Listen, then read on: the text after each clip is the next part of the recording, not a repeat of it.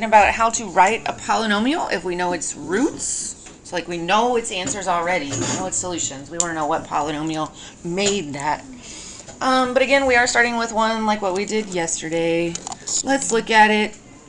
It says, use Descartes' rule to determine how many positive, negative, and complex imaginary roots that this polynomial might have, and then find all the roots, real and complex, of the polynomial. So we don't just want the list. After we have the list, we want to use it to actually like find them. So straight from what we did yesterday, here, last class, not yesterday. Okay, we started with positive. Okay, and this is just the ones that are possible. How did we do that? See how many times the sign changes. Yes.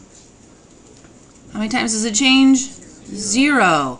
So we're not going to have any positive numbers as solutions. So if we're making our list of P over Q to start guessing from, should we guess any positive numbers? Because we don't have any. And then what did we have to do first for negative roots? Plug in negative x. Very good. We had to plug in negative x and then simplify. So that's 4 times negative x to the 4th plus 24 times negative x cubed plus 51 times negative x squared plus 46 times negative x plus 15. Okay. Anytime you have a negative base and you're raising it to an even exponent, it always comes out to be positive. So this would be a positive times a positive, which is still positive. And then this one is an odd exponent, so that would be negative times 24, negative 24x cubed. Okay. And then positive times positive, that would be, is that 51? 51x squared. And then this one would be negative 46x plus 15. All right. How many sign changes we got? 1, 2, 3, 4. 4 sign changes.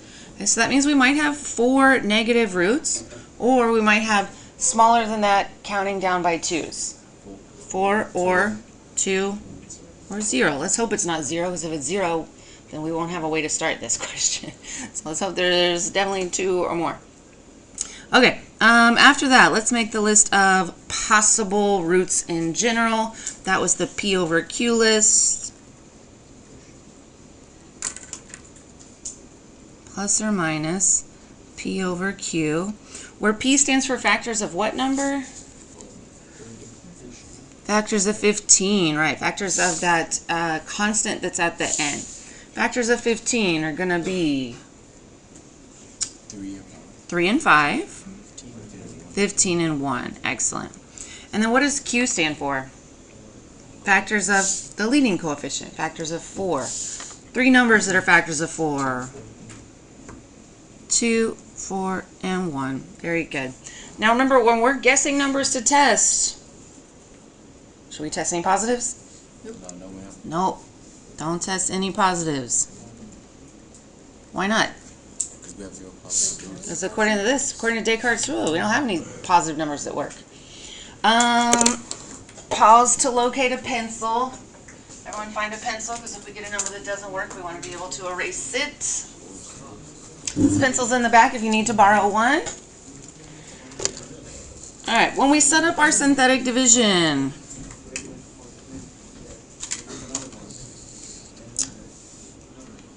are we missing any terms?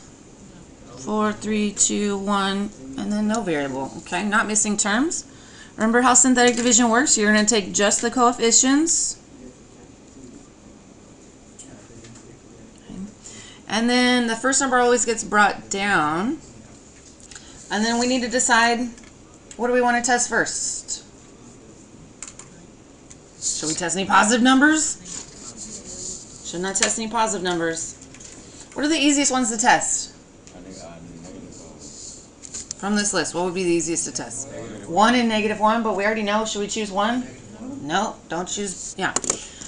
So then that leaves me with negative 1. I always start with the smallest numbers first and then work my way down. Alright, testing negative 1, using my pencil in case it doesn't work. Let's see, that would be negative 4, and then we'll add, multiply, What do I get when I add these two? What is that, 31?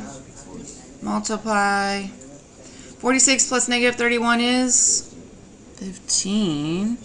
Negative 15 and remainder of 0. Did that one work? Yes. If we started with a 4th degree polynomial and we took out one of the roots, what do we have now? Not a quad. Cubic. Cubic. It started as quartic. Now it's cubic. What was I going to say? How many more do we still need to find? One more, right. We want to get it down to a quadratic, and then once it's a quadratic, we can solve that like Unit 3 style. Algebra 1 style. Last class we learned about the fact that there are double roots that exist. We learned that if a number works once, it might work again. And if it's an easy number, I'd probably recommend testing it again. Should we test it again? Why not? It looks easier than testing bigger numbers. Let's test -1 again to see if it's a twosy. Remember, you can build your synthetic division right onto here. You don't have to make a whole new one. We're testing -1 again. Bring down your first number. 31 plus -16 is 15. Well, by golly. Did it work again? It worked again. If it was a cubic, we took out one more root. What is it now? Quadratic. Now it's quadratic. So we don't have to do any more synthetic division. If you had all the time in the world, yeah, go for it. You can do your synthetic division, keep guessing and checking, guessing and checking. But once it's a quadratic, I would recommend just solving it quadratic style, Algebra 1 style. Notice that we're asked to find the roots. That means we need to find the solutions. Okay? To take this, we're going to write it as a quadratic. So this is the 4 for the x squared term. Oh, I suppose I could switch back to my pen. 4x squared plus 16x plus 15. And again, if we're trying to find the roots, we are trying to solve it. So I'm going to write equals 0 so that I can solve. We have choices when we solve. We can try and factor it, or we can try quadratic formula. Has anyone worked ahead? Is it factorable? I'm looking at Manas. Okay, Manas worked ahead, Max worked ahead. Great. All right, let's try and factor it. This is the split the middle factoring. So we're going to need to multiply our A and C. 4 times 15 would be 60. Two numbers that multiply to 60 but add to 16. That's pretty easy. 6 and 10. Right? Right? The easy one. Yeah. All right. Remember, those don't go directly in your parentheses. It's just what you split your middle term with. It's Friday. I get it. We've worked all week. We've got chem tests, chem quiz today, WAP tests today. Tired of the school year. And bio, AP bio. And physics. Oh, and physics. A little of everything. All right, we're going to group the first two and the back two. What's the little baby GCF of that first group? Baby GCF of the first group. 2x. Let's take out that 2x. That would be a 2x plus 3. And then little baby GCF of the back group. 5, yeah, positive 5. And then if we divide both by positive 5, that would be a 2x plus 3. Yay, that means we did it right. So one factor is 2x plus 3. The other one is 2x plus 5. To solve that, remember, you still need to write your tiny little equations. 2x plus 5 equals 0. 2x plus 3 equals 0. For the first one, you would subtract 5 and then divide by 2. What would that give you if you subtracted 5 and divide by 2? Not negative 2 over 5, negative 5 over 2. And then, oh, sorry, Max. And then the next one? Yeah, subtract 3, divide by 2. So negative 3 over 2. Were these two even in our list of possible solutions? Negative 5 over 2. Yeah, negative 3 over 2. They're both in there. Yeah. All right. Let's write them all out. We had -1. Remember, you do not have to write it twice. Normally, I'll just write it once and then just make myself a little note that it was a double in case I'm like looking back on it.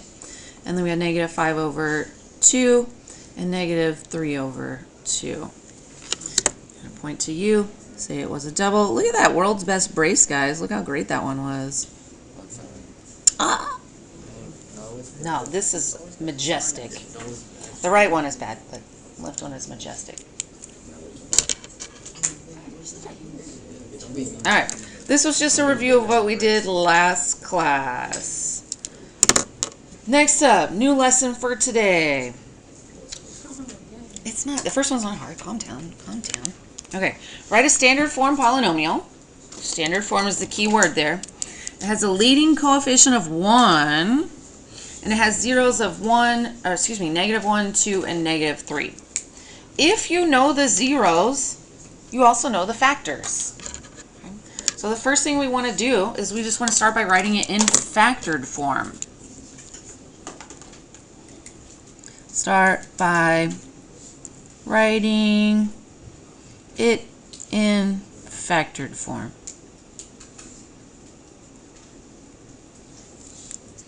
Okay. Because it is a polynomial, I'm going to start with an f of x, or you can write y, same thing. Okay, we're told the leading coefficient is 1, so I'm not even going to bother writing it, so I don't have to write a number up front. I can just write a 1. What factor would create a 0 or an answer of -1? Tell me the whole entire factor. X plus 1. Very good. This is the factor that would make an answer of -1. What factor would make an answer of +2? X minus 2. And then lastly, which one would make a factor of -3? X plus 3. Now, this is not in standard form. This is in factored form. How are we going to get it in standard form? Multiply it out. Right. We got to choose 2 of them to start with. I'm just going to choose the back 2, and I'm going to FOIL these together. So temporarily, I'm just going to bring down the first one. And then if we FOIL the back 2, first times first would be x squared. Outer times outer would be plus 3x. Inner times inner would be minus 2x. And last times last would be -6. Right. Any like terms in there that I could combine? Yeah. The 3x minus 2x would combine to x, yep, positive x. Okay. We have one less parenthesis than we had before. Now we just need to do that same thing again, except now we're multiplying with a binomial and a trinomial. Okay, so getting these multiplied together now. Remember how this works. It's kind of just like you just need to take that x and distribute it to all 3 of these. And then we'll take the 1 and distribute it to all 3 of them. Okay, so if I'm distributing that x, let's see. X cubed plus x squared minus 6x. Very good.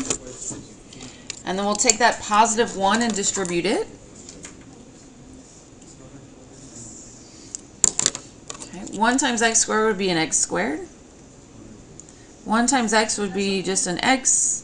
And 1 times -6 is a minus 6.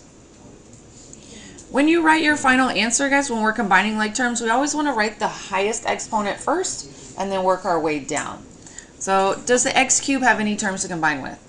No. Bring it down. Does the x squared have any terms to combine with? Yes. We have an x squared and another x squared, which is 2x squared. Okay.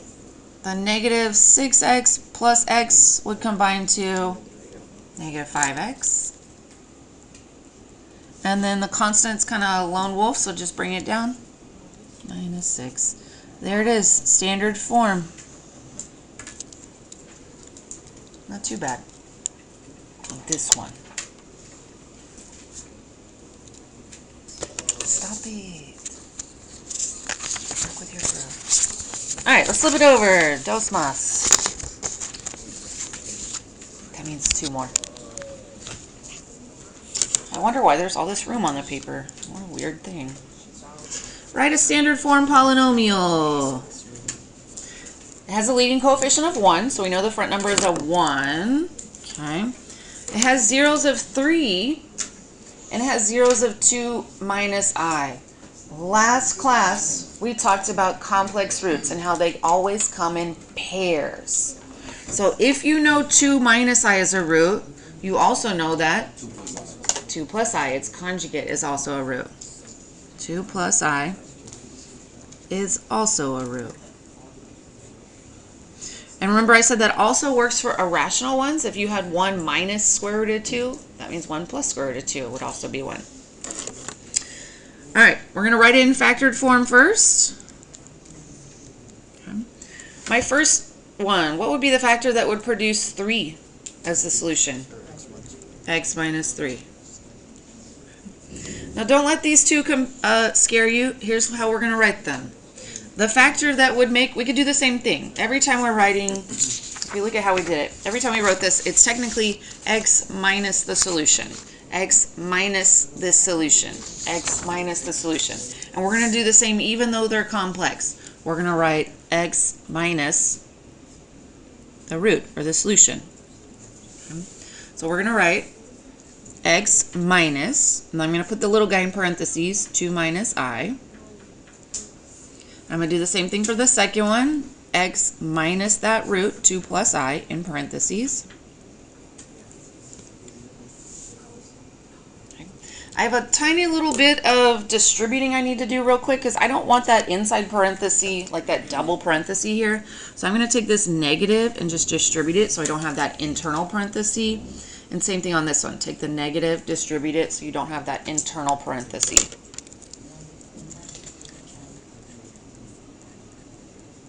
So that would turn into x minus 2 plus I.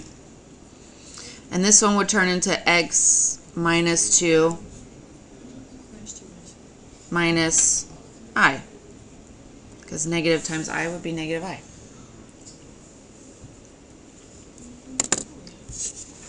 Want to catch up to there?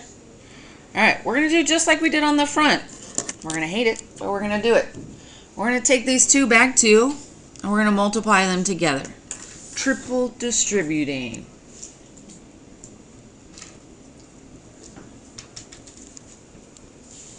I'm going to bring down the first one just for now. Just let it hang out. We'll get it in a second. Okay, I'm going to start by taking the x. And I need to take that x and distribute it to all 3 on the back parenthesis. So we'll have x times x, which is x squared. X times negative 2. Negative 2x. X times negative I. X times negative I. Negative. Usually we just write alphabetical, so usually we would say ix. Right. Negative ix. Okay. Did the x. Now we're moving on to this negative 2. We need to take the negative 2 and distribute to all 3 of these. Negative 2 times x would be negative 2x. Good. Negative 2 times negative 2.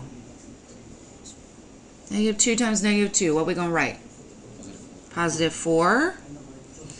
And then negative 2 times negative I would be positive 2i.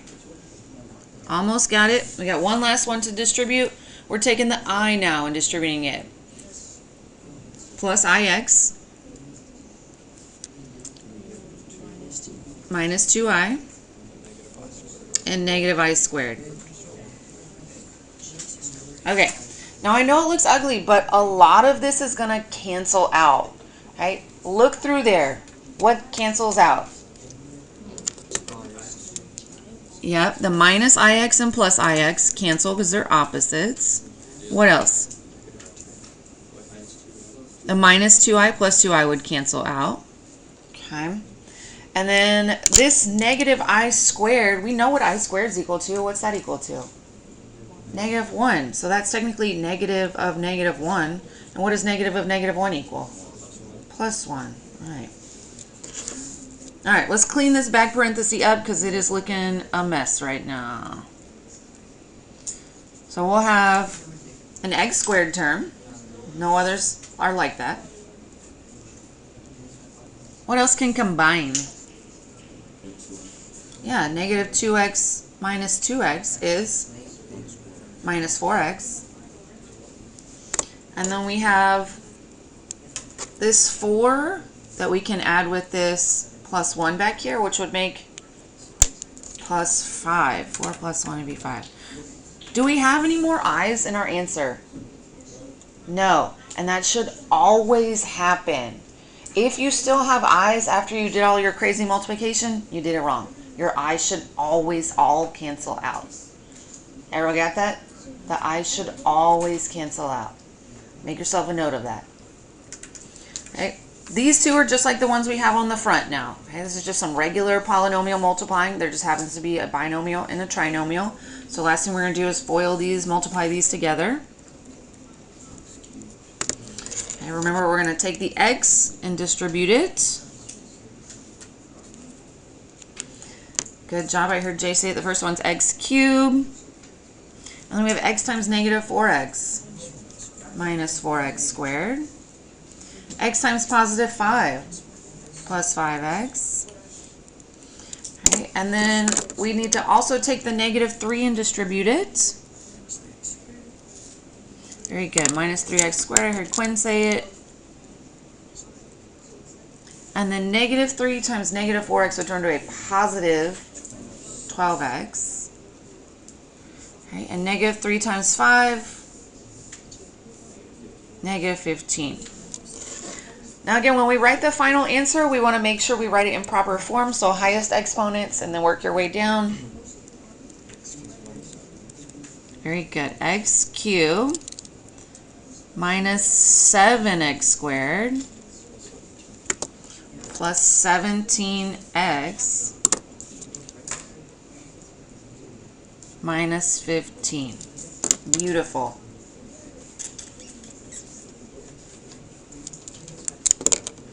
I'm going to make myself a note here. The i's should all cancel out.